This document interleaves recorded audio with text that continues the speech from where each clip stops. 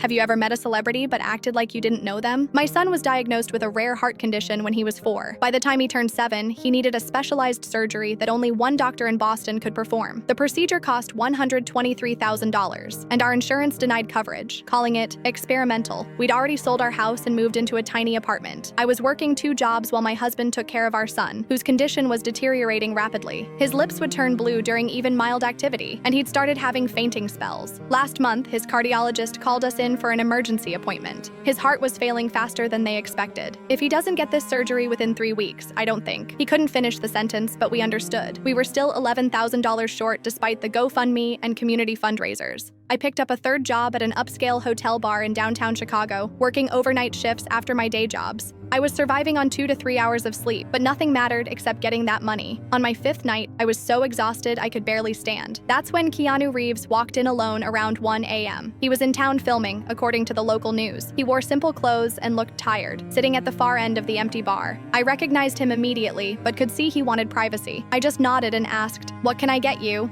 No name, no recognition. He ordered a whiskey neat and asked for the food menu. While making his drink, my hands were shaking from exhaustion. I dropped a glass, and it shattered everywhere. I nearly broke down right there. I couldn't afford mistakes that might cost me this job. "You okay?" he asked as I frantically cleaned up. "Yeah, sorry, long day." I tried to sound normal while fighting back tears. "How long have you been working today?" he asked. "About 12 hours, I admitted. "Got about 5 more to go." He looked shocked. "Why such long hours?" I never discuss personal problems with customers, but something in his genuine concern broke me. "My son needs heart surgery. We're running out of time to get the money." He nodded and didn't press further. I served his food and kept my distance, bringing refills when needed. When he finished, I brought his check, thanking him for coming in. An hour later, as I was closing his tab, I noticed he'd left a $6,000 tip. I ran outside to catch him. This had to be a mistake. I spotted him getting into a car and called out, "Sir, I think you made a mistake on the tip." He turned and smiled. "No mistake. You're working too hard. Get some rest."